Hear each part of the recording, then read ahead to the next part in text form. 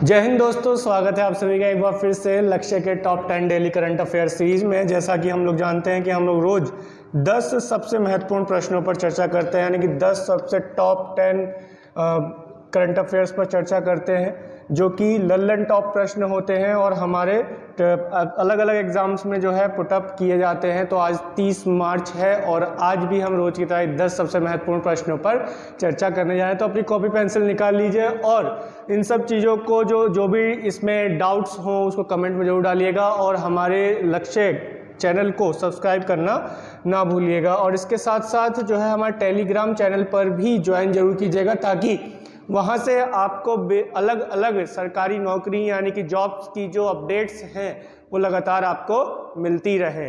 तो इसी के साथ ही चलते हैं आज के अपने पहले प्रश्न पर। पहले प्रश्न पर चलने से पहले मैंने आप लोगों को पिछली वीडियो में ये कहा था, जिन्होंने भी पिछली वीडियोस देखी हैं, आगे शेयर की हैं, लाइक किया है, मैंने कहा था कि आज की जो हमारी वीडियो होगी करंट अफेयर्स की, उसमें हम पिछले कुछ क्वेश्चंस को जो है एक बार रिपीट करेंगे, फिर उसके बाद हम जो है अपने पहले प्रश्न पर चलेंगे। तो जैसा कि हमारा पहला क्वेश्चन है इसमें कि नीति आयोग के वर्तमान उपाध्यक्ष कौन है। तो अभी मैंने क्वेश्चन पहला जो मैंने करंट अफेयर डाला था इससे पहले, उसमें मैंने यही क्वेश्चन लिया था पहला। तो क्या कौन है? सुमन के बेरी। सुमन के बेरी जो है पहले उपाध्यक्ष हैं। ये क्वेश्चन हमने देखा है पीछे, और इसका आंसर क्या होगा? वर्तमान में कौन है? सुमन के बेरी, जो कि नए बने हैं, बिल्कुल नए उपाध्यक्ष बने हैं। नीति आयोग के पहले उपाध्यक्ष कौन थे? तो अरविंद पनगड़िया। अरविंद पनगड़िया नीति आयोग के पहले उपाध्यक्ष हैं। अरविंद पनगड़िया। तो अरविंद पनगड़िया नीति आयोग के पहले उपाध्यक्ष है। इस चीज को भी हमने देखा है पिछली क्लास में। कूनो पालपुर वन्यजीव अभ्यारण्य किस राज्य में है? तो यह है मध्य प्रदेश में। मध्य प्रदेश में यह स्थित है। किस राज्य में स्थित है? मध्य प्रदेश राज्य में स्थित है। इस कंसेप्ट को भी हम लोग देख चुके हैं। और इसके बाद पंचायती राज का उल्लेख डीपीएसपी में कहाँ उल्लेखित है? तो अनुच्छेद, बच्चों किसमें? अनुच्छेद 40 में है। तो जल्दी जल्दी रिपीट करते रहिएगा, क्योंकि पिछले जो अगर हम चीज़ों को पढ़ते जाएं, उनको रिपीट ना करते जाए तो क्या होता है? दिमाग से सब गायब होता चला जाता है। तो भाई ऐसा बिल्कुल नहीं करना है, ठीक है? हमें पीछे की सारी चीज़ों को भी रिपीट करते हुए चलना है। ई संपत्ति कार्ड का वितरण शुरू हुआ, कब से शुरू किया गया है? अभी 24 अप्रैल से शुरू किया गया है। 24 अप्रैल से शुरू किया गया। 24 अप्रैल से को क्या मनाया जाता है? राष्ट्रीय पंचायती राज दिवस मनाया जाता है। राष्ट्रीय पंचायती राज दिवस मनाया जाता है। तो राष्ट्रीय पंचायती राज दिवस जब हम 24 अप्रैल को मनाते हैं, तो उस दिन स्वामित्व योजना के अंतर्गत, किस योजना के अंतर्गत बालको? स्वामित्व योजना के अंतर्गत, स्वामित्व योजना के अंतर्गत प्रधानमंत्री नरेंद्र मोदी ने क्या ई संपत्ति कार्ड का वितरण शुरू किया है। अभी ई संपत्ति कार्ड का वितरण शुरू किया है। तो यहाँ तक बातें क्लियर रहनी चाहिए। इसके बाद आगे चलते हैं कि तिमोर लिस्ते किस महाद्वीप का देश है। तो बच्चों ये महाद्वीप का देश है किसका? एशिया महाद्वीप का देश है। ये एशिया महाद्वीप का देश है तिमोर लिस्ते, और यह एशिया का सबसे नया लोकतंत्र है, ठीक है? एशिया का सबसे नया लोकतंत्र है। नया लोकतंत्र, ठीक है? एशिया का सबसे नया लोकतंत्र है, ठीक है? और किस महाद्वीप में आता है? ये एशिया महाद्वीप में आता है। इसके दक्षिण में तिमोर सागर है। इस चीज़ को भी हम लोग पीछे देख चुके हैं और अच्छे से मैंने आप लोगों को क्लियर पहले भी इसे कर दिया है। इसके बाद आगे चलते हैं। अगला क्वेश्चन है कि पहला लता दीनानाथ मंगेशकर पुरस्कार किसको दिया गया? तो किसको दिया गया? प्रधानमंत्री श्री नरेंद्र मोदी जी को, ठीक है? प्रधानमंत्री श्री नरेंद्र मोदी जी को ये पहला लता दीनानाथ मंगेशकर पुरस्कार से सम्मानित किया गया। इसके साथ साथ मैंने बहुत सारे ऐसे पुरस्कार भी बताए थे जो प्रधानमंत्री नरेंद्र मोदी जी को 2014 के बाद अंतर्राष्ट्रीय स्तर पर भी प्रदान किए गए हैं। तो इसको ध्यान जरूर रखिएगा। अगला क्वेश्चन लेते हैं। विश्व मलेरिया दिवस कब मनाया जाता है? बालको जल्दी से बता दो। 25 अप्रैल को मनाया जाता है विश्व मलेरिया दिवस। इसकी थीम क्या है? थीम जल्दी से जो है आप लोग कमेंट बॉक्स में बताओ। कहाँ? कमेंट बॉक्स में बताओ, ठीक है? थीम को कमेंट बॉक्स में ज़रूर लिखो कि क्या थीम है इसकी। इसका देखें तो सही कितने लोगों को रिवीजन रहा है। कुछ लोग ऐसे हैं जो सब्सक्राइब नहीं करते हैं लेकिन देखते हैं, अच्छी बात है, देखिए। मेरा मकसद बस इतना है कि जो भी नॉलेज है वो ज़्यादा से ज़्यादा दूर दूर तक स्प्रेड हो और आप लोगों तक पहुँचे। तो इसी के साथ ही हम आगे अगले क्वेश्चन पर चलते हैं कि आप बस ज्ञान लीजिए, अच्छे से ज्ञान लीजिए, ताकि आपका जो कंसेप्ट है वो अच्छे से क्लियर हो सके। तो यूनेस्को का मुख्यालय कहाँ है? यूनेस्को का मुख्यालय पेरिस में है। कहाँ है बालको? पेरिस में यूनेस्को का मुख्यालय है। ये अभी हमने सब करंट अफेयर्स में डिस्कस किया था और काफ़ी अच्छे से इसको समझा भी था, ठीक है। इसके बाद दूधवाणी सामुदायिक रेडियो स्टेशन, दूधवाणी सामुदायिक रेडियो स्टेशन किसका बालको? दूधवाणी सामुदायिक रेडियो स्टेशन की शुरुआत कहाँ की गई? गुजरात में की गई। गुजरात में की गई। कहाँ? गुजरात में भी बनास जगह पर की गई। बनास डेरी, बनास डेरी में की गई। कहाँ की गई? बनास डेरी में की गई। डेयरी में की गई, बनास डेयरी में की गई। बनास डेयरी बच्चों में पहले ही बता चुका हूँ कि ये एशिया का सबसे बड़ा दूध उत्पादक क्षेत्र है। बनासकांठा, ठीक है, बनासकांठा, ठीक है। ये गुजरात में एशिया का सबसे बड़ा दुग्ध उत्पादन क्षेत्र है। एशिया का सबसे बड़ा दुग्ध उत्पादक क्षेत्र है कौन सा? बनासकांठा। तो हम यहाँ देखते हैं कि बनासकांठा कहाँ है? गुजरात में है। और दूधवाणी रेडियो स्टेशन की शुरुआत, सामुदायिक रेडियो स्टेशन, और ये देश का पहला सामुदायिक रेडियो स्टेशन भी है।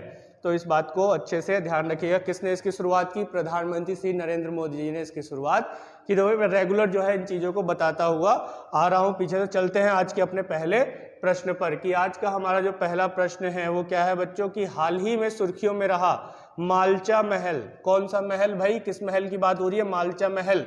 इसका मतलब हमारा पहला जो क्वेश्चन है वो किस सब्जेक्ट से जुड़ने वाला है? इतिहास से जुड़ने वाला है। इतिहास से जुड़ने वाला है। देखो मेरे प्यारे बच्चों कि अगर हम किसी भी एग्ज़ाम की तैयारी कर रहे हैं तो उसमें जो जीएस का कंसेप्ट है वो दो चीज़ों से तैयार होता है। एक तो आपने जो बेसिक जानकारी ली होती है, किससे? बेसिक जानकारी ली होती है, और दूसरा जो आपका समसामयिकी कंसेप्ट होता है वो क्लियर होना चाहिए, ठीक है। इन दोनों को मिलाकर ही आपके पेपर में प्रश्न तैयार होते हैं। अब यहाँ देखिए कि ये मालचा महल की बात कर रहा है जो अभी सुर्खियों में रही है, जो कि समसामयिक विषय का एक प्रमुख भाग है, लेकिन इसका बेसिक से प्रश्न भी पूछा जा सकता है। इसका बेसिक से प्रश्न भी पूछा जा सकता है। वो कैसे? तो पहले तो हमें ये पता हो कि मालचा महल कहाँ है? दिल्ली में है। क्योंकि अभी ये सुर्खियों में क्यों रही बच्चों? सुर्खियों में इसलिए रही क्योंकि दिल्ली सरकार ने अभी जो है दिल्ली सरकार ने क्या किया है? इसके जीर्णोद्वार की घोषणा की है, ठीक है। जीर्णोद्वार की घोषणा की है, यानी कि इसको एक बार फिर से जीवित करने की बात की है। इसके कई दीवारें वगैरह टूटी पड़ी हैं और ये खंडहर की अवस्था में है, लेकिन इसको फिर से दिल्ली सरकार जो है मालचा महल को एक बार फिर से शुरू करने की बात कर रही है। तो ये कहाँ है? दिल्ली में है। तो अब प्रश्न बनता है कि भाई इसको बनवाया किसने? इसको बनवाया किसने? तो इसको जो बनवाया था वो तुगलक वंश का शासक था। कौन? फिरोज शाह तुगलक, ठीक है। फिरोज शाह तुगलक ने जो है 1325 में इसे बनवाया था। कब बनवाया था बच्चों? 1325 में इसे बनवाया था। और किसने? तुगलक वंश का तीसरा शासक है कौन? फिरोज शाह तुगलक। कौन है? फिरोज शाह तुगलक, ठीक है। इस बात को ध्यान रखना है, फिरोज शाह तुगलक, ठीक है। फिरोज शाह तुगलक मोहम्मद बिन तुगलक के बाद गद्दी पर बैठा। किसकी बाद गद्दी पर बैठा? मोहम्मद बिन तुगलक के बाद गद्दी पर यह बैठा, ठीक है। मोहम्मद बिन तुगलक के बाद ये गद्दी पर बैठता है। कौन? फिरोज शाह तुगलक, ठीक है। तो 14वीं शताब्दी का स्मारक मंदिर है जिसका दिल्ली सरकार क्या करवाने वाली है? जीर्णोद्धार इसका करवाने वाली है, इसलिए ये सुर्खियों में रहा है। तो मोहम्मद बिन तुगलक, और ये इस तुगलक वंश का तीसरा शासक रहा है। और इस वंश का संस्थापक, तुगलक वंश का संस्थापक कौन है? गयासुद्दीन तुगलक। तो पहले गयासुद्दीन तुगलक, फिर दूसरा मोहम्मद बिन तुगलक, और फिर तीसरा कौन है? फिरोज शाह तुगलक। तो यहाँ पे बात जो है क्लियर हो जानी चाहिए कि ये 3 शासक एक के बाद एक सीक्वेंस में आते हैं। और मालचा महल का निर्माण किसने करवाया? फिरोज शाह तुगलक ने करवाया। तो फिरोज तुगलक जो है वो 1351 से हम देखते हैं 1388 तक एक तरीके से शासक के रूप में कार्य करता है। तो इसी के साथ ही आगे बढ़ते हैं कि इसी ने ही जो है सबसे महत्वपूर्ण चीज़, सबसे इम्पोर्टेंट चीज़, इम्पोर्टेंट लाइन है ये, ठीक है, इसको जो है स्टार बना लेना या फिर इम्पोर्टेंट लिख लेना। लल्लन टॉप लाइन है कि जजिया कर लगाने की शुरुआत किसने की बच्चों? जजिया कर लगाने की शुरुआत जो है वो किसने की थी? जजिया कर लगाने की शुरुआत भी जो है फिरोज शाह तुगलक ने की थी। देखो ये 1325 है तो ये मत समझना कि ये तो बहुत आगे की डेट है, तो उसने बनवाया था 1325 में, लेकिन सुल्तान के रूप में उसने कार्य करना शुरू किया कब से? 1351 से। इसे इस महल को अभी जो है हॉन्टेड महल के रूप में जाना जाता है। देखो भूतिया महल में, देखो आज भी इन सब चीज़ों पे होता है कि ये हॉन्टेड महल है, यहाँ पे भूत आते हैं। तो भाई भूत आते होंगे, कहा जाता है कि यहाँ का जो प्रिंस था उसकी जो है डेथ हो गई और वही भूत बन के भटकता रहता है उसमें। तो भाई भूत होगा, राजा का भूत है तो वो भाई घूम रहा होगा, अपने महल का इंस्पेक्शन करने आ ही जाता होगा, ठीक है। तो इसे हॉन्टेड महल के रूप में भी जाना जाता है, लेकिन दिल्ली सरकार इसका जो है जीर्णोद्धार एक बार फिर से कर रही है। और अंग्रेजों ने फिरोज शाह तुगलक को सिंचाई विभाग का जनक भी कहा। वो इसलिए कहा क्योंकि इसने जो है बहुत सारी नहरों को खुदवाया दिल्ली के आसपास, जिससे जो है कृषि का विकास हो सके, कृषि का विकास हो सके। और एक और बात ध्यान रखना है कि जजिया कर ब्राह्मणों पे लगाने वाला पहला शासक भी कौन है? फिरोज शाह तुगलक ही है। तो ये प्रश्न बहुत बार पूछा जाता है। कितनी बार? बहुत बार पूछा जाता है, ठीक है। चलते हैं अगले पॉइंट पर, और उससे पहले देख लो भाई ये जो है आप चित्र देख रहे हैं ये मालचा महल का है, मालचा महल का है जो दिल्ली में है, जो इस समय खंडहर की अवस्था में है, हॉन्टेड माना जाता है इसे, ठीक है। तो इसे ध्यान रखना है। इसी के साथ ही देखें तो भाई दिल्ली से संबंधित और भी महत्वपूर्ण जो कार्यक्रम चले हैं हाल ही में, हाल फिलहाल में, तो देश का मेंटर कार्यक्रम, देश का मेंटर कार्यक्रम, क्या देश का मेंटर कार्यक्रम, ये भी किससे संबंधित है? दिल्ली से संबंधित है। दिल्ली में इसका आयोजन किया गया, देश का मेंटर कार्यक्रम। इसके बाद अगर हम देखें फेसलेस ट्रांसपोर्ट सर्विस, इसमें जो है आपके गाड़ी के जितने भी कागज वगैरह हैं इत्यादि हैं, उनके आवेदन के लिए आपको किसी भी ऑफिस पे नहीं जाना होगा, आप सीधे जो है ऑनलाइन कर सकते हैं। तो ये भी जो है कहाँ शुरू किया गया बच्चों? दिल्ली में ही शुरू किया गया है, ये भी दिल्ली में शुरू किया गया है। इसके बाद जो को सबसे महत्वपूर्ण बात क्या है? लल्लन टॉप लाइन है। क्या है? लल्लन टॉप लाइन है, टॉप 10 लाइन में से एक है। कह सकते हैं हम कि भारत का पहला ई वेस्ट पार्क कहाँ बनाया जाएगा? तो ये भी दिल्ली में बनाया जाएगा। कहाँ बनाया जाएगा? दिल्ली में बनाया जाएगा, इस बात को भी ध्यान रखना है। इसी के साथ अगर हम देखें तो प्रो कबड्डी लीग 2022 का खिताब किस टीम ने जीता?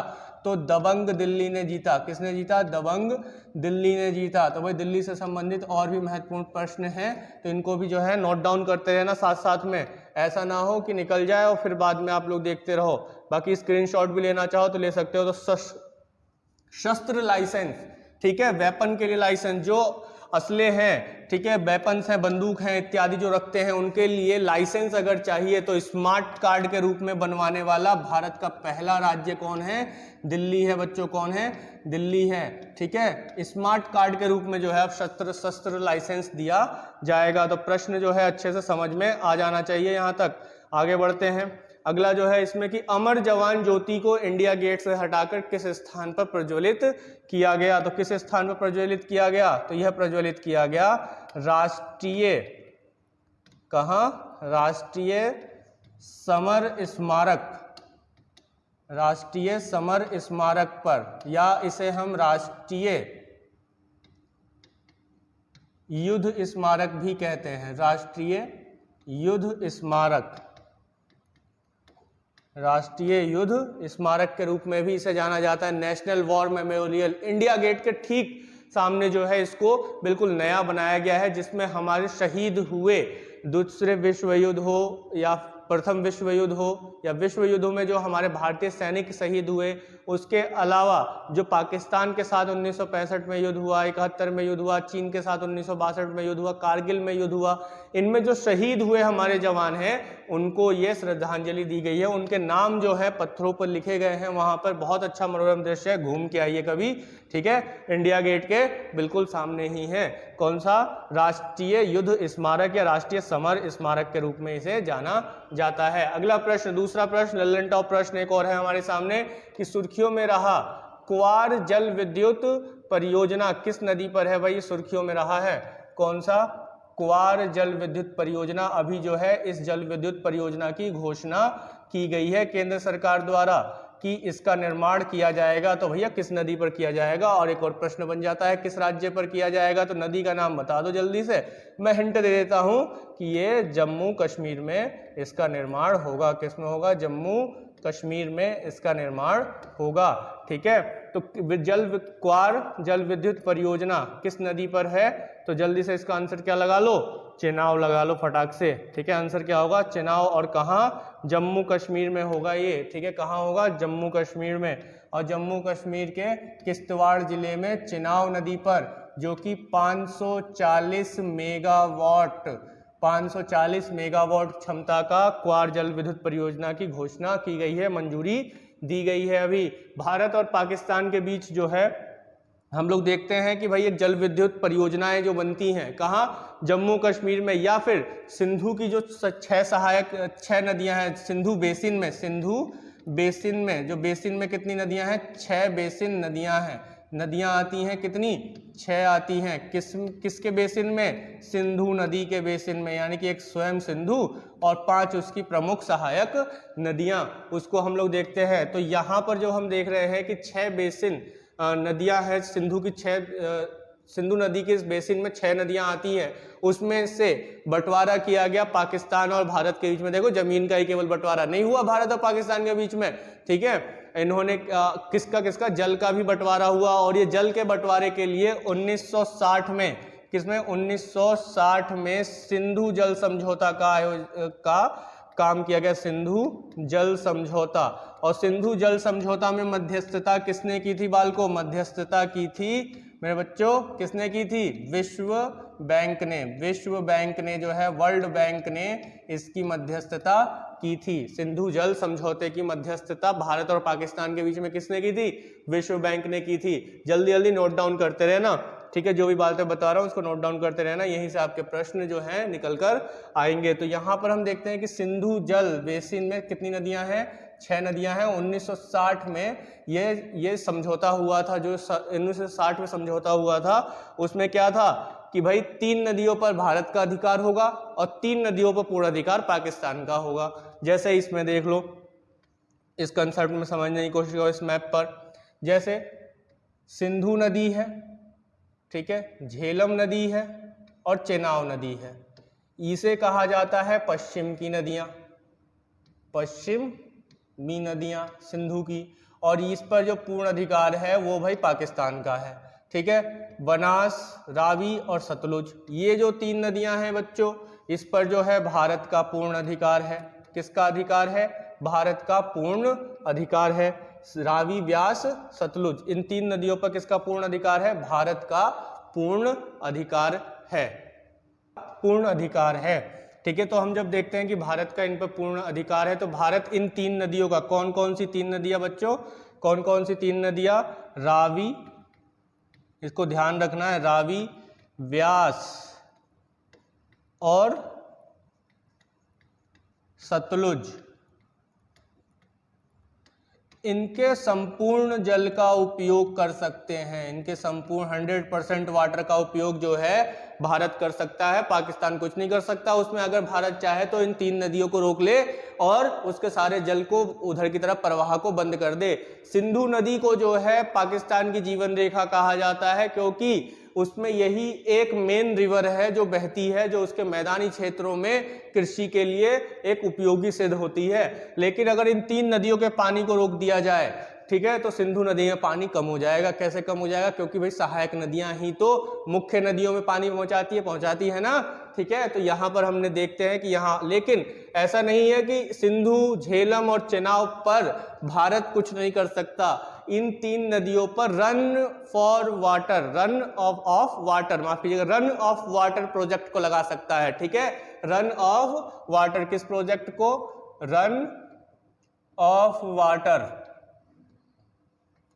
रन ऑफ वाटर प्रोजेक्ट को ये लगा सकता है, ठीक है। रन ऑफ वाटर प्रोजेक्ट को ये लगा सकता है, मतलब कि ऐसा प्रोजेक्ट लगाए, ऐसी परियोजना लगाए जिसमें पानी बहता रहे, पानी रुके नहीं। तो यही है कि इन नदियों पर जो है भारत सरकार लगातार अलग अलग परियोजनाओं को लगाती है। इन 3 नदियों पर अगर लगाती है, लेकिन पाकिस्तान क्या होता है, बिलबिला उठता है, तुरंत बिलबिला उठता है कि भाई क्यों तुम ऐसा लगा रहे हो। तो हम कहते हैं कि भाई ये तो हमारा समझौता है 1960 वाला समझौता है, इसीलिए हम लगा रहे हैं, ठीक है। इसमें तुम क्या कर सकते हो? तुम कुछ नहीं बोल सकते, ये हमारा अधिकार है। हम रन फॉर वाटर ट्रीटी के अकॉर्डिंग या सिंधु जल समझौते के अकॉर्डिंग हम रन फॉर वाटर परियोजना को स्थापित कर रहे हैं, ठीक है। तो ये 6 नदियां आप देख सकते हैं कि कौन कौन सी प्रमुख 6 नदियां हैं जो सिंधु की प्रमुख सहायक नदियां हैं, ठीक है। इन 6 नदियों में से, माफ कीजिएगा, सिंधु बेसिन में 6 नदियां हैं जिसमें 5 प्रमुख सहायक नदियां कौन कौन सी देख लो, कौन कौन सी हैं बालको?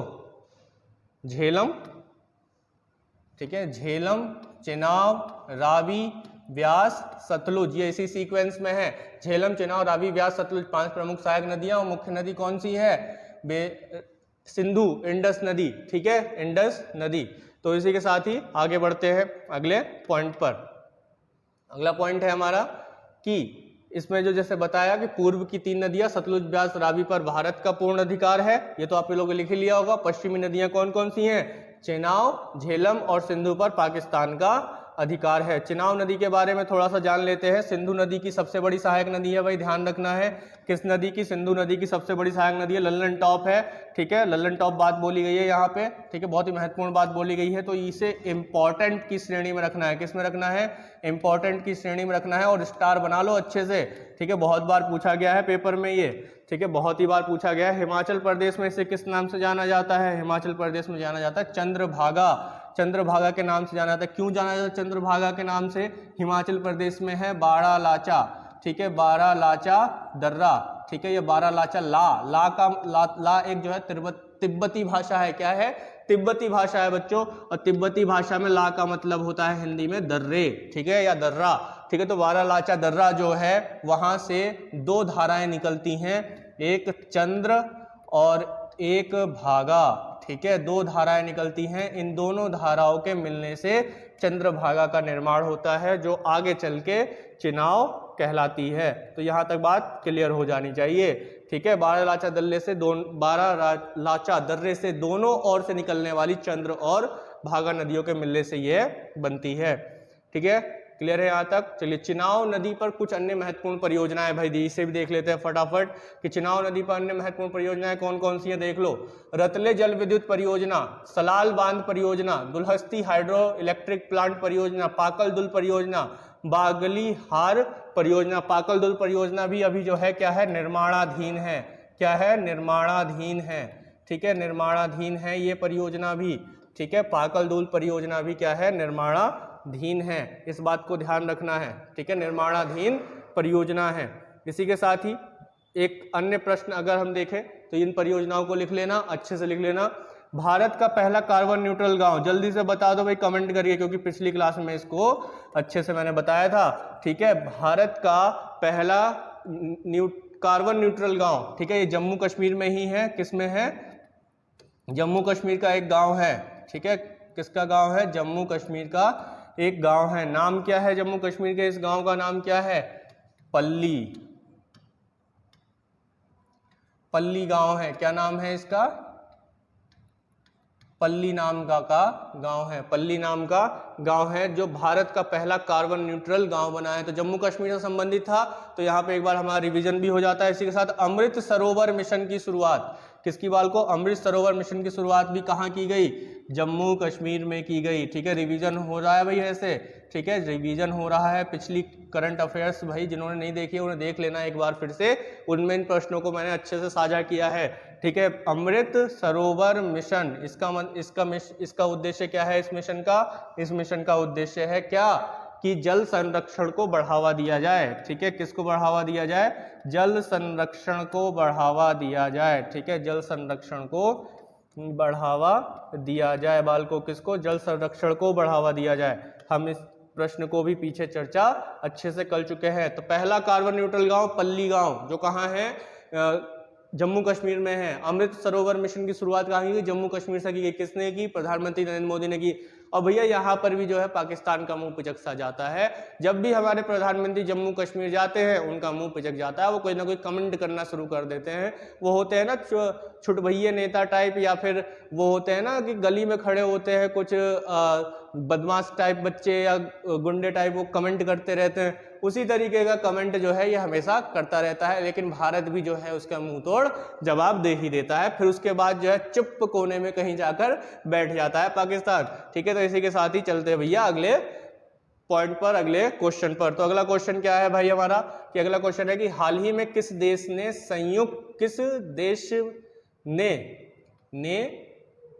संयुक्त राष्ट्र विश्व पर्यटन संगठन, किसका भाई? United Nation World Tourism Organisation, WTO मत समझ लेना, वर्ल्ड ट्रेड ऑर्गेनाइजेशन मत समझ लेना इसे। ठीक है, वर्ल्ड टूरिज्म ऑर्गेनाइजेशन है, पर्यटन संगठन की सदस्यता छोड़ने की घोषणा की है। तो ऑप्शन है भाई रूस, यूक्रेन, अमेरिका, चीन। तो यहाँ पे प्रश्न क्या, आंसर क्या बनेगा बाल को? हमारा आंसर बनेगा रूस। ठीक है, क्योंकि भैया रूस ही आजकल जो है सुर्खियों में चल रहा है, काफी युद्ध चल रहा है। किसके साथ? यूक्रेन के साथ। ऑप्शन ए का ऑप्शन बी के साथ युद्ध चल रहा है। ठीक है, यही पॉइंट तो है, ऑप्शन ए का ऑप्शन बी के साथ क्या चल रहा है? युद्ध चल रहा है। तो रूस जो है उसने अभी संयुक्त राष्ट्र विश्व पर्यटन संगठन की सदस्यता छोड़ने की घोषणा की है। कि ये पहली बार है कि यूनाइटेड नेशन WTO की कोई देश सदस्यता छोड़ रहा है। इस संगठन का उद्देश्य क्या होता है? कि सदस्य देशों, किसमें? सदस्य देशों में पर्यटन को बढ़ावा देने के लिए काम करना, पर्यटन के लिए बढ़ावा देने के लिए काम करना, यानी कि टूरिज्म को बढ़ावा देना इसका प्रमुख उद्देश्य रहा है। कि भारत या विश्व के अन्य देशों में जो घूमने लायक जगह है उनकी पहचान करना, विश्व स्तर पर उनको उजागर करना, ताकि पर्यटन से एक आमदनी भी हो सके। तो भाई किसने? संयुक्त राष्ट्र विश्व संगठन ने घोषणा की है कि रूस ने जो है WTO से हटने का फैसला लिया है, यूनाइटेड नेशन WTO से हटने का फैसला लिया है। इसी के साथ ही हम देखें तो ये एक संयुक्त राष्ट्र की विशिष्ट एजेंसी है। ठीक है, प्रमुख एजेंसी है United Nation World Tourism Organisation, इसकी एक प्रमुख एजेंसी है। इसका मुख्यालय कहाँ है? इसका मुख्यालय मैड्रिड स्पेन में है बच्चों। कहाँ है? मैड्रिड स्पेन में इसका मुख्यालय है। अब जल्दी से एक क्वेश्चन का आंसर दे दो कि IMF का जो 190वां सदस्य या नवीनतम सदस्य बना, क्या नाम है उसका? अंडोरा। ठीक है, अंडोरा। वह किन दो देशों के मध्य स्थित है? एक तो हो गया भैया आपका स्पेन, और एक कौन सा है जल्दी से बता दो? उसका आंसर होगा फ्रांस।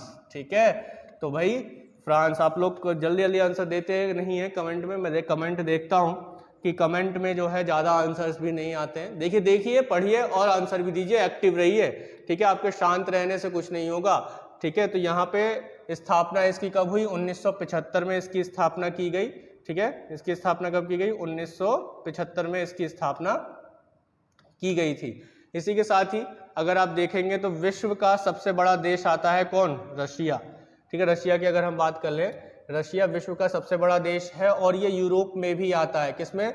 यूरोप और रशिया में भी आता है। रशिया जो है यूरोप में भी आता है और एशिया में भी आता है। ऐसे ही एक और देश है, कौन सा? टर्की। ठीक है, जो टर्की है वो भी किसमें? एशिया में भी आता है और यूरोप में भी आता है। अगर यहाँ पे आप लोगों को दिखाई दे रहा हो तो यहाँ है टर्की।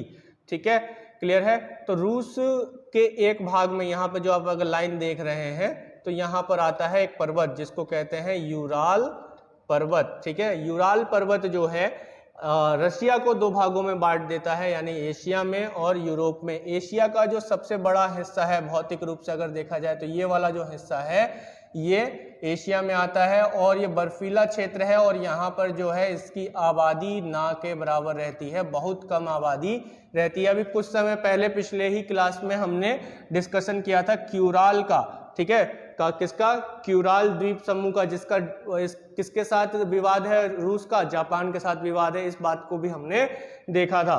क्लियर है यहाँ तक? तो इसकी राजधानी है मॉस्को। किसकी ये राजधानी है? क्या? मॉस्को। किसकी? रूस की। तो रूस की जो राजधानी आती है वो यूरोप में आती है, इसीलिए राजनीतिक रूप से यूरोपीय देश है और भौतिक रूप से देखा जाए तो ये एक एशियाई देश है, इसीलिए इसे यूरेशिया की भी कहा जाता है। तो यहाँ तक बात जो है अच्छे से क्लियर हो जानी चाहिए। और ये एशिया के मैप पे आपने रूस को देख लिया, पहचान लीजिए, ये भारत माफ कीजिएगा विश्व का सबसे बड़ा क्षेत्रफल की दृष्टि से देश है। ठीक है, चलते हैं अगले पॉइंट पर कि संयुक्त राष्ट्र की अन्य जो प्रमुख एजेंसियां हैं वो कौन कौन सी हैं।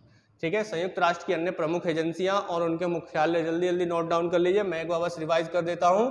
ILO अंतर्राष्ट्रीय श्रम संगठन, कहाँ है मुख्यालय? जिनेवा में। जल्दी से बता दो श्रम दिवस कब मनाया जाता है? अंतर्राष्ट्रीय श्रम दिवस कब मनाया जाता है? आने वाला है भाई। ठीक है, अंतर्राष्ट्रीय श्रम दिवस कब मनाया जाता है? जल्दी आने वाला, कमेंट में दे दो आंसर।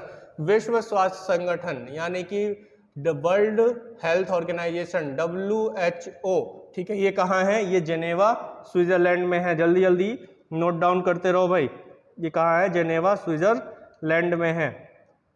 इसके अलावा अगला जो है कि संयुक्त राष्ट्र खाद्य एवं कृषि संगठन, संयुक्त राष्ट्र खाद्य एवं कृषि संगठन, ये कहाँ है? इसका मुख्यालय कहाँ है? रोम में है, रोम इटली में। FAO Food and Agriculture Organisation, इसका मैं कई बार बता चुका हूं। अब इससे संबंधित एक प्रश्न क्या बनेगा कि किसके 75 वर्ष होने पर, किसकी स्थापना के 75 वर्ष होने पर भारत सरकार ने 75 रुपए का सिक्का जारी किया? तो फूड एंड एग्रीकल्चर ऑर्गेनाइजेशन के 75 वर्ष पूर्ण होने पर भारत सरकार ने 75 रुपए का सिक्का जारी किया। इसी के साथ ही अंतर्राष्ट्रीय परमाणु ऊर्जा अभिकरण, इसका मुख्यालय कहाँ है? वियना ऑस्ट्रिया में है। कहाँ है बच्चों? वियना ऑस्ट्रिया में इसका मुख्यालय है। ठीक है, वियना ऑस्ट्रिया में इसका मुख्यालय है। किसका? अंतर्राष्ट्रीय परमाणु ऊर्जा अभिकरण का। ध्यान रखिएगा, यहाँ पे मैंने कुछ महत्वपूर्ण एजेंसियों के नाम लिखे हैं जो कि संयुक्त राष्ट्र के हैं। अंतर्राष्ट्रीय मुद्रा कोष IMF, ये कहाँ है मुख्यालय? Washington DC। विश्व बैंक वॉशिंगटन DC। इन दोनों को कहा जाता है किनको? IMF और विश्व बैंक को ब्रिटेन वुड्स की जुड़वा बहनें। क्या कहा जाता है? ब्रिटेन वुड्स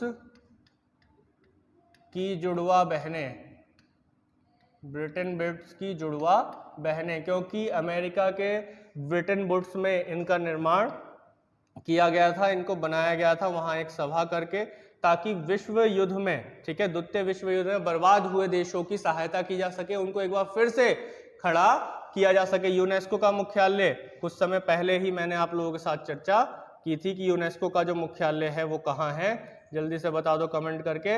ये है पेरिस में, सामने भी लिखा हुआ है। ठीक है, कहाँ है ये? पेरिस में है। पेरिस कहाँ है? फ्रांस में है। तो चलते हैं अगले पॉइंट पर कि अगला पॉइंट क्या कहता है हमें। अगला पॉइंट ये कहता है कि भाई ये क्वेश्चन बन जाता है, बहुत ही अच्छा प्रश्न बन गया यहाँ पे, कि सर्वश्रेष्ठ पर्यटन गांव का पुरस्कार किसको दिया गया है? सर्वश्रेष्ठ पर्यटन गांव का पुरस्कार किसको दिया गया है? और ये इसलिए है क्योंकि मैंने करंट अफेयर्स में पहले, मैं जब रेगुलर करंट अफेयर्स भी आपको देता था तो उसमें मैंने ये पूछा था। ठीक है, तो और ये पुरस्कार कौन देता है? United Nation World Tourism Organisation ये पुरस्कार देता है। और ये बहुत ही खूबसूरत और अच्छी बात है कि भारत देश के एक गांव को ये सर्वश्रेष्ठ पर्यटन गांव का पुरस्कार दिया गया है। और ये पुरस्कार किसको दिया गया? गांव का नाम है पोचमपल्ली। लिखते रहना भाई, इसके लिए मैंने कुछ अलग से नहीं लिखा हुआ है, यही चीज मैं बता रहा हूँ, जो मैं यहाँ लिख रहा हूँ उसको ध्यान रखें। पोचमपल्ली जो है इस गांव का नाम है। और पोचमपल्ली जो है किस राज्य में आता है? ये आता है अभी तेलंगाना में। बच्चों किस में आता है? तेलंगाना राज्य में ये आता है पोचमपल्ली। ठीक है, पोचमपल्ली में एक और न्यूज में रहा है पोचमपल्ली कैसे, यहाँ पर रुद्रप्पा मंदिर है। कौन सा मंदिर है? रुद्रप्पा मंदिर, जिसे UNESCO world heritage site, Bharat का 39वां यूनेस्को वर्ल्ड हेरिटेज साइट, विश्व विरासत स्थल, क्या बच्चों? विश्व विरासत स्थल, विश्व विरासत स्थल, यूनेस्को विश्व विरासत स्थल 39वां। अभी वर्तमान में कितने हैं? 40 विश्व विरासत स्थल हैं भारत में, जिसमें से 40वां कौन सा बना? 40वां बना धौलावीरा। कौन सा बना? धौलावीरा। धौलावीरा जो है वो कहाँ है? ये है गुजरात में है, ठीक है। कहाँ है? गुजरात राज्य में है। गुजरात राज्य में ये जो धौलावीरा है, ये किस सभ्यता से संबंधित है? यह है हड़प्पा सभ्यता से संबंधित, ठीक है। जल्दी जल्दी नोट डाउन करते रहना। पोचमपल्ली, देखो पोचमपल्ली और किस लिए प्रसिद्ध है? पोचमपल्ली अपने यहाँ की जो एक कलाकृति है, साड़ी को बुनने की कलाकृति, उसे कहते हैं इकत, ठीक है। इकत जो है एक बुनाई का एक तरीका है, एक संस्कृति है, एक कला है, उसके लिए जाना जाता है। रेशम के कपड़े, इसे सिल्क सिटी के नाम से भी जाना जाता है। किस नाम से? सिल्क सिटी के नाम से भी जाना जाता है गांव, लेकिन सिल्क सिटी के नाम से भी इसे जाना जाता है। इसके अलावा पोचमपल्ली का एक और इतिहास है भाई, आचार्य विनोबा भावे का नाम सुना होगा सभी ने। किसका? आचार्य विनोबा भावे, ठीक है। विनोबा भावे का नाम सुना होगा। आचार्य विनोबा भावे ने 1951 में, कब बच्चों? थोड़ी सी जगह बना लेते हैं बोर्ड पर। 1951 में आचार्य विनोबा भावे ने 1951 में यहीं से ही भूदान आंदोलन की शुरुआत की थी। किसकी शुरुआत की थी? भूदान आंदोलन की शुरुआत की थी, जिसके बाद इनको 1958 में रेमन मैगसेसे अवार्ड दिया गया। रेमन मैगसेसे अवार्ड दिया गया, जिसे एशिया का नोबेल पुरस्कार भी कहा जाता है। किसका? एशिया का नोबेल पुरस्कार भी कहा जाता है। समझ रहे हैं बच्चों? ठीक है, नोट करते रहना फटाफट, जल्दी जल्दी। नोट ना कर पाओ तो स्क्रीनशॉट ले लेना, ठीक है। तो यहाँ पर एशिया का नोबेल पुरस्कार भी, और बाद में इन्हें मरणोपरांत भारत का सर्वोच्च नागरिक सम्मान भारत रत्न भी दिया जा चुका है मरणोपरांत, ठीक है। तो ध्यान रखना है। इसी के साथ ही चलते हैं अगले क्वेश्चन पर। अगला क्वेश्चन है पूर्वोत्तर महोत्सव, लल्लन टॉप प्रश्न है, ठीक है। पूर्वोत्तर महोत्सव 2022 की शुरुआत की गई, कब की गई? तो आंसर होगा इसका 28 अप्रैल को की गई। पूर्वोत्तर महोत्सव, भाई आजादी का अमृत महोत्सव हम लोग मना रहे हैं। किसका? आजादी का अमृत महोत्सव। आजादी के 75 वर्ष पूर्ण होने के उपलक्ष्य में हम आजादी का अमृत महोत्सव मना रहे हैं, और 28 अप्रैल को सभी 8 पूर्वोत्तर राज्यों में, तो हमें इस बात को ध्यान रखना है, भारत के नॉर्थ ईस्ट में, उत्तर पूर्व में कितने राज्य हैं? टोटल 8 राज्य हैं, ठीक है। टोटल 8 राज्य हैं। तो इन 8 राज्यों में पूर्वोत्तर महोत्सव का आयोजन किया जा रहा है, ठीक है। किसका आयोजन किया जा रहा है? पूर्वोत्तर महोत्सव का आयोजन किया जा रहा है भारत की आजादी के उपलक्ष्य में। और इस महोत्सव का उद्देश्य, या कह सकते हैं थीम क्या है? हम किसी से कम नहीं, ठीक है। और ये कहाँ आयोजित किया जा रहा है? नॉर्थ ईस्ट में आयोजित किया जा रहा है। तो थीम क्या है बच्चों? थीम है हम किसी से कम नहीं की भावना के साथ पूर्वोत्तर में इसका आयोजन किया जा रहा है। इसी के साथ ही आगे बढ़े तो भारत में पूर्वोत्तर राज्य कौन कौन से होंगे, कहाँ होंगे? तो भैया भारत का मानचित्र है, अच्छे से जानते हैं सभी लोग भारत को, अपने प्यारे देश को हर कोई जानता है, हर कोई समझता है, ठीक है। तो ये भारत का, हमारा प्यारा देश, हमारे प्यारे भारत का मानचित्र है, राजनीतिक मानचित्र है, ठीक है। और इसमें अगर हम उत्तर पूर्व की बात करें तो उत्तर पूर्व में ये राज्य आते हैं, ठीक है। इसको और थोड़ा सही से देखने के लिए हम थोड़ा आगे एक और मैप को खोल लेते हैं, ठीक है। ये, ठीक है। तो ये उत्तर पूर्व भारतीय राज्य का मानचित्र है, जिसमें 8 राज्य आते हैं। कितने आते हैं बच्चों? 8 राज्य आते हैं, ठीक है। 8 राज्य, जिसमें से एक है सिक्किम। नोट डाउन करते रहना, जिनको नहीं पता है पूर्वोत्तर में या उत्तर पूर्व में कितने राज्य आते हैं, 8 राज्य आते हैं। एक होता है सिक्किम, एक है अरुणाचल प्रदेश, एक है नागालैंड, एक है मणिपुर, एक है मिजोरम, एक है त्रिपुरा, और एक है असम, और एक है मेघालय, ठीक है। ये 8 राज्य आते हैं। सिक्किम को हटा दो, ढक दो, और इन सब बचे जो 7 है, ये जो 7 बचे हुए हैं, इनको कहा जाता है 7 बहनें, ठीक है। इनको क्या कहा जाता है? 7 बहनें, 7 सिस्टर स्टेट्स। क्या कहा जाता है? 7 सिस्टर्स स्टेट। ठीक है, 7 सिस्टर स्टेट कहा जाता है इन 7 राज्यों को। क्वेश्चन बन जाता है अभी बड़े आराम से, पूर्वोत्तर राज्यों में कौन सा राज्य नहीं आता है? एक प्रश्न बन जाता है 7 सिस्टर्स स्टेट में कौन सा राज्य नहीं आता है, या कौन सा इनमें से आता है। तो अच्छे से देख लो मैप पर। मैप पर देखने का मतलब आधी से ज्यादा कहानी दिमाग में फिक्स हो जाना है। ठीक है, इसी के साथ ही आगे बढ़ते हैं। अगला कि भारत के जो प्रमुख उत्सव हैं या महोत्सव हैं वो कौन कौन से महोत्सव हैं उसको देख लेते हैं। ठीक है, जैसे कि अभी हमने देखा कि अभी हमने कौन सा महोत्सव मना रहे हैं? पूर्वोत्तर महोत्सव या उत्सव मना रहे हैं। किसके लिए? आजादी का अमृत महोत्सव के उपलक्ष्य में। तो अब हम देख लेते हैं कि भारत में कौन कौन से हैं। खीर भवानी जो उत्सव है वो मनाया जाता है भारत में कहाँ? जम्मू कश्मीर में मनाया जाता है। ठीक है, नोट करते रहना भाई फटाफट। जम्मू कश्मीर में मनाया जाता है। सिंधु दर्शन ये मनाया जाता है लद्दाख में। ठीक है, कहाँ मनाया जाता है? लद्दाख में मनाया जाता है, लद्दाख में। इसी के साथ नुआखाई उत्सव ओडिशा में मनाया जाता है। कहाँ मनाया जाता है? ओडिशा में मनाया जाता है। इसी के साथ ही अरुणाचल प्रदेश में मनाया जाने वाला पक्के पक्का हॉर्नबिल। ठीक है, कौन सा महोत्सव? पक्के पक्का हॉर्नबिल महोत्सव। तो पक्के पक्का हॉर्नबिल महोत्सव की बात करें तो ये अरुणाचल प्रदेश में इसका आयोजन किया जाता है। देखो, एक होता है हॉर्नबिल महोत्सव जो कि नागालैंड में मनाया जाता है। मैंने दोनों को ही रखा है यहाँ पे ताकि कंफ्यूजन ना हो। पक्के पक्का हॉर्नबिल महोत्सव आ जाए तो आसानी से आंसर क्या लगाना है आपको? अरुणाचल प्रदेश। हॉर्नबिल महोत्सव पूछे केवल तो आएगा नागालैंड। ठीक है, क्या आएगा? नागालैंड। इसी के साथ ही अंबुबाची मेला और भोगली बिहू, बिहू तो बहुत अच्छे से पता है असम में मनाया जाता है। इसी के साथ साथ अंबुबाची मेले का आयोजन भी असम में ही किया जाता है। अगले पॉइंट पर चलें। संगाई उत्सव, संगाई उत्सव मणिपुर, जल्दी जल्दी नोट डाउन करते रहिए। संगाई महोत्सव मणिपुर। नमस्ते ओरछा महोत्सव कहाँ होगा? मध्य प्रदेश में, क्योंकि ओरछा जो है मध्य प्रदेश में है, एक किले वाला क्षेत्र है, काफी प्रसिद्ध जगह है, यूनेस्को में भी लिस्टेड है प्रमुख शहरों के रूप में। फूलदेई महोत्सव उत्तराखंड। तो ये कुछ प्रमुख महोत्सव मैंने आप लोगों के सामने रखे या उत्सव रखे जो आप लोगों से पेपर में पूछे जा सकते हैं। इसी के साथ ही आगे बढ़ते हैं। अगला क्वेश्चन है कि भारत का पहला वाणिज्यिक ग्रेड ग्रीन हाइड्रोजन उत्पादन संयंत्र किस राज्य में स्थापित किया गया भाई?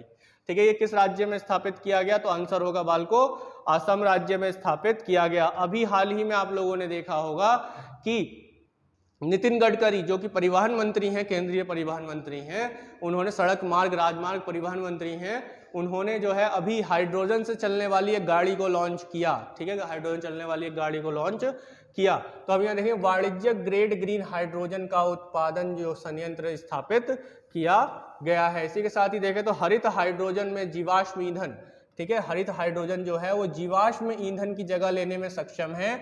मतलब जो हम डीजल जलाते हैं, डीजल है, पेट्रोल है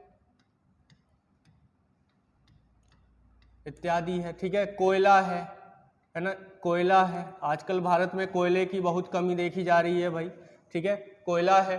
तो इन सब चीज़ों के स्थान पर हम किसको देखते हैं? इन सब चीज़ों के स्थान पर हम हरित हाइड्रोजन को लेकर आ रहे हैं। तो अभी हाल ही में जैसा मैंने बताया केंद्रीय मंत्री नितिन गडकरी ने टोयोटा, ठीक है, कंपनी का नाम क्या है? कौन सी कंपनी है? टोयोटा कंपनी है, जिसमें मिराई हाइड्रोजन कार, गाड़ी का नाम रखा गया है मिराई। मिराई का मतलब होता है, जापान में मिराई बोलते हैं किसको? भविष्य को। ठीक है, अगर हम भविष्य बोले तो जापान में बोला जाएगा मिराई। तो टोयोटा एक जापानी कंपनी है, ठीक है, उसने जो है हाइड्रोजन कार को लॉन्च किया और जिसको जो है सबके सामने लेकर आए कौन? नितिन गडकरी। तो असम जो है असम भारत के पूर्वोत्तर राज्यों में से एक है। ये मैं आप लोगों को अभी दिखा ही चुका हूँ थोड़ी देर पहले ही। राजधानी दिसपुर है, नोट डाउन करते रहिए। राज्यपाल जगदीश मुखी हैं और मुख्यमंत्री श्री हेमंत बिश्वा शर्मा है। लोकसभा में सीटों की संख्या यहाँ पे 14 है, राज्यसभा में 7 है, विधानसभा में 126 सीटों की संख्या यहाँ पर देखी गई है। इसी के साथ ही आगे बढ़ते हैं। मैप में आप एक बार फिर से देख सकते हैं कि यहाँ आसाम है और इसकी राजधानी क्या है? दिसपुर इसकी राजधानी है। ठीक है, ब्रह्मपुत्र नदी जो है मुख्य रूप से जो है असम से भी प्रवाहित होती है और असम में एक प्रमुख राष्ट्रीय उद्यान है किसके? ब्रह्मपुत्र नदी के किनारे। क्या नाम है? कंचनजंगा, कंचनजंगा माफ कीजिए कंचनजंगा बोल रहा हूँ मैं, काजीरंगा है, ठीक है। कंचनजंगा काजीरंगा ने भैया कंफ्यूज कर दिया थोड़ा सा, ठीक है।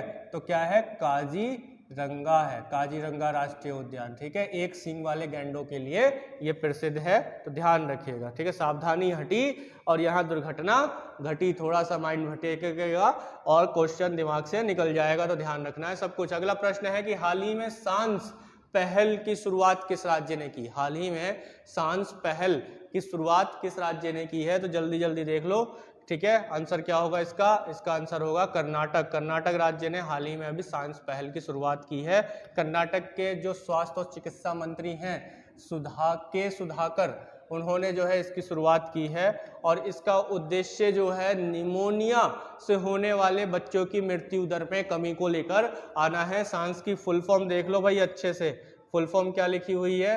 Social awareness and action to neutralise pneumonia successfully, ठीक है। इस सांस की फुल फॉर्म है, नोट डाउन कर लेना अच्छे से, पूछ सकता है। उद्देश्य क्या है इसका? 5 वर्ष से, कितने से? 5 वर्ष से कम आयु के बच्चों में निमोनिया की शीघ्र पहचान करना और अधिक जागरूकता सुनिश्चित करना और उनकी मृत्यु दर को कम करना है, ठीक है।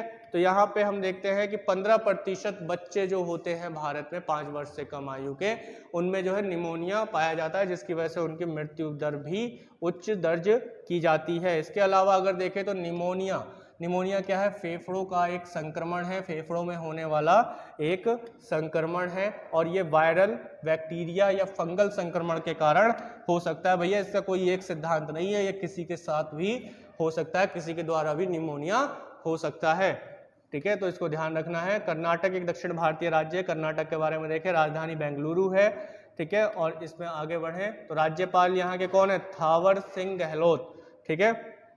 थावर सिंह गहलोत जो है यहाँ के राज्यपाल हैं। इसी के साथ देखें तो मुख्यमंत्री वासवराज बोम्मई हैं और लोकसभा में 28 सीटें हैं। कितनी हैं? 28 सीटें हैं। राज्यसभा में 12 सीटें हैं।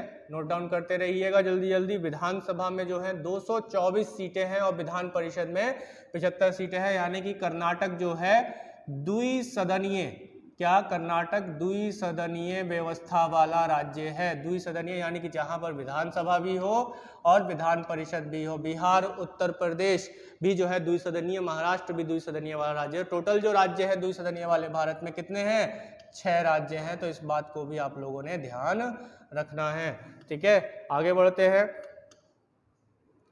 मैप में देख सकते हैं, ठीक है। मैप में अगर हम देखेंगे तो कर्नाटक का राज्य यहाँ ये आता है, ठीक है। ये कर्नाटक का राज्य है, राजधानी बेंगलुरु है और ये समुद्री सीमा भी लगती है किसके साथ? अरब सागर के साथ इसकी समुद्री सीमा रखती है। महाराष्ट्र, गोवा, तेलंगाना, आंध्र प्रदेश, तमिलनाडु, केरल, इन राज्यों के साथ भी ये सीमा साझा करता है। जो इसकी स्थलीय सीमा है वो साझा ये करता है, ठीक है। इसी के साथ अगला पॉइंट हम ये देखें कि कुछ जो जीवाणु जनित रोग हैं उनको नोट डाउन जरूर कीजिएगा, क्योंकि अक्सर प्रश्न हमारे बन जाते हैं। रटने की जरूरत नहीं है, इनको रेगुलर अगर आप देखते रहेंगे, हम रेगुलर रिवीजन भी करवाते रहेंगे तो आपका हो जाएगा। तो प्लेग, डिप्थीरिया, काली खांसी, कुष्ठ रोग, सिफिलिस और न्यूमोनिया, ये जो है मुख्य रूप से अगर देखा जाए तो जीवाणु जनित रोग हैं। हालांकि निमोनिया वायरल भी हो सकता है और फंगल डिजीज भी हो सकता है, तो इसलिए इसको जीवाणु जनित में भी हमने रखा है। अगला आगे बढ़ते हैं। अगला प्रश्न है हमारा, आहार 2022 का आयोजन कहाँ किया गया? आहार एक उत्सव के रूप में है, एक सम्मेलन के रूप में है, जिसका आयोजन कहाँ किया गया है? जिसका आयोजन किया गया है नई दिल्ली में, ठीक है। कहाँ किया गया है? नई दिल्ली में, ठीक है। राष्ट्रीय खाद्य और आतिथ्य मेला, ये क्या है? राष्ट्रीय खाद्य और आतिथ्य मेला आहार, क्या नाम है? आहार। इसका आयोजन किया गया कहाँ? नई दिल्ली में इसका आयोजन किया गया। नई दिल्ली के भी प्रगति मैदान में किया गया और यह इस मेले का 36वां संस्करण है। कौन सा संस्करण है बालको? 36वां संस्करण है। इस बात को ध्यान रखना, क्वेश्चन बन जाता है आराम से कि अंतर्राष्ट्रीय खाद्य आतिथ्य मेला या आहार 2022 किसका? आहार 2022 का कौन सा संस्करण है? तो 36वां संस्करण है। इस पॉइंट को ध्यान में रखना है, ठीक है। क्लियर है यहाँ तक? आगे बढ़ते हैं। कृषि और प्रसंस्कृत खाद्य उत्पाद निर्यात विकास प्राधिकरण द्वारा भारत व्यापार संवर्धन के सहयोग से, यानी कि जो ये है एपिडा और भारत व्यापार संगठन ITPO के सहयोग से इसका आयोजन किया गया है। एपिडा की अगर हम बात करें तो ये एक संसद के एक अधिनियम के द्वारा वाणिज्य एवं उद्योग मंत्रालय के अधीन आने वाला एक प्राधिकरण है। ठीक है, वाणिज्य एवं उद्योग मंत्रालय के अधीन आने वाला प्राधिकरण है। इसका मुख्यालय नई दिल्ली में स्थित है। इसका मुख्यालय कहाँ? नई दिल्ली में स्थित है। अगला क्वेश्चन है 8वां प्रश्न, लल्लन टॉप प्रश्न है। सभी प्रश्न जो है टॉप 10 के हैं और यहाँ पर प्रश्न अगर जो बन रहे हैं, आप जो अगर इन्हें डिटेल में देख रहे हैं, समझ रहे हैं, पढ़ रहे हैं, तो इन सभी से प्रश्न आपके उठ सकते हैं और उठते भी हैं। जल्दी जल्दी इनको नोट डाउन कीजिए कि 2022-23 में खेलो इंडिया यूथ गेम की मेजबानी करने वाला राज्य कौन सा है। ठीक है, देखो कुछ दिन पहले मैंने बताया था खेलो इंडिया यूनिवर्सिटी गेम। क्या बताया था? खेलो इंडिया यूनिवर्सिटी गेम। और आज मैं बता रहा हूँ खेलो इंडिया यूथ गेम। ठीक है, खेलो इंडिया यूथ गेम की बात कर रहा हूँ और इससे पहले मैंने बात की थी खेलो इंडिया यूनिवर्सिटी गेम की बात की थी। ठीक है, तो ये कहाँ है? ये हरियाणा में इसका आयोजन किया जाएगा। तो अब जल्दी से बता दो खेलो इंडिया यूनिवर्सिटी गेम का आयोजन कहाँ किया जाएगा? ये मैंने पीछे आप लोगों को बताया है। ठीक है, तो खेलो इंडिया यूथ गेम 2021 का आयोजन हरियाणा में हो रहा है। कहाँ हो रहा है? हरियाणा में हो रहा है और ये इस खेल का चौथा संस्करण है। ऐसे ही प्रश्न पूछा जा सकता है कि खेलो इंडिया यूथ गेम के चौथे संस्करण का आयोजन, ठीक है, कहाँ किया जा रहा है? तो ये हरियाणा में किया जा रहा है। ठीक है, प्रश्न पूछने की कोई सीमा नहीं होती है बच्चों। प्रश्न किसी भी रूप में, किसी भी प्रकार से, किसी भी तरीके से पूछा जा सकता है। खेलो इंडिया यूथ गेम के पहले संस्करण का उद्घाटन, ठीक है, खेलो इंडिया यूथ गेम्स के पहले संस्करण का उद्घाटन 31 जनवरी 2018 को किया गया था प्रधानमंत्री श्री नरेंद्र मोदी जी द्वारा। तो चौथा संस्करण है भाई। ठीक है, हालांकि ये कब हो जाता है? ये जो होता है इसका आयोजन फरवरी में किया जाता है, लेकिन कोविड कारणों के मद्देनजर इसको जो है लेट किया गया और अब इसका आयोजन किया जाएगा कहाँ? हरियाणा में किया जाएगा। ठीक है, कहाँ किया जाएगा? हरियाणा में किया जाएगा। इसी के साथ ही आगे बढ़ते हैं अगले पॉइंट पर। अगला पॉइंट है, अगला क्वेश्चन है कि हाल ही में विजय सांपला, ठीक है, विजय सांपला जो है वो किस आयोग में दूसरी बार अध्यक्ष बने हैं? किस आयोग में दूसरी बार अध्यक्ष नियुक्त हुए हैं? तो इसका आंसर सीधा सा है राष्ट्रीय अनुसूचित जाति आयोग में ये फिर से अध्यक्ष के रूप में बने हैं। तो विजय सांपला को दूसरी बार राष्ट्रीय अनुसूचित जाति आयोग, ठीक है, नेशनल शेड्यूल कास्ट, ठीक है, ये national commission for schedule caste के अध्यक्ष के रूप में नियुक्त किया गया है। तो राष्ट्रीय अनुसूचित जाति आयोग, तो ये एक संवैधानिक निकाय है, यानी कि इसका संविधान में जिक्र है। किस अनुच्छेद में? अनुच्छेद 338 में इसका जिक्र किया गया है। तो अनुच्छेद 338 में एक विशेष अधिकारी की भी बात की गई है, जो इसका कमिश्नर होता है, उसे हम आयुक्त के नाम से जानते हैं और उसका कार्य जो है अनुसूचित जाति से संबंधित जो कठिनाइयां हैं, जो समस्याएं हैं, उनको सुलझाना इसका कार्य होता है। ठीक है, तो ये क्या संवैधानिक आयोग है, संवैधानिक निकाय है। विजय सांपला एक बार फिर से इसके अध्यक्ष नियुक्त किए गए हैं। इसी के साथ आगे बढ़ते हैं। अगला और अंतिम प्रश्न है हमारा ललन टॉप प्रश्न, टॉप 10 क्वेश्चन है कि स्वदेशी नेविगेशन प्रणाली गगन, तो इसका ध्यान रखना, स्वदेशी अपना भारतीय है भाई, ये गगन जो है अपना भारतीय है नेविगेशन सिस्टम, अपना भारतीय नेविगेशन सिस्टम है भाई। जैसे जीपीएस होता है, जीपीएस एक नेविगेशन सिस्टम है जो किसका है? अमेरिका का है। ठीक है, अमेरिका का ये जीपीएस सिस्टम है। उसी तरीके से गगन जो है अपना स्वदेशी नेविगेशन सिस्टम है। कैसा है? स्वदेशी नेविगेशन सिस्टम है। इसका उपयोग करने वाली पहली एयरलाइन कौन सी बनी है? तो पहली एयरलाइन बनी है इंडिगो। ठीक है, इंडिगो इसका उपयोग करने वाली पहली एयरलाइन बनी है, यानी कि विमानों को उतारने में इसका उपयोग किया गया है। भाई विमान ऐसे नहीं उतारे जाते, पहले देख लिया जाता है कि कहीं कोई दिक्कत तो नहीं है, एक नेविगेशन सिस्टम के थ्रू जो है इनको उतारा जाता है, रास्ते चेक किए जाते हैं, कोई अन्य प्लेन जहाज तो नहीं खड़ा है, इत्यादि कामों को करने के बाद इसे उतारा जाता है। और इस बार नेविगेशन में किसका उपयोग किया? इंडिगो ने गगन का उपयोग किया, गगन जो कि भारत का स्वदेशी नेविगेशन प्रणाली है। तो भारत का पहला एयरलाइन बना इंडिगो जिसने गगन का इस्तेमाल किया है।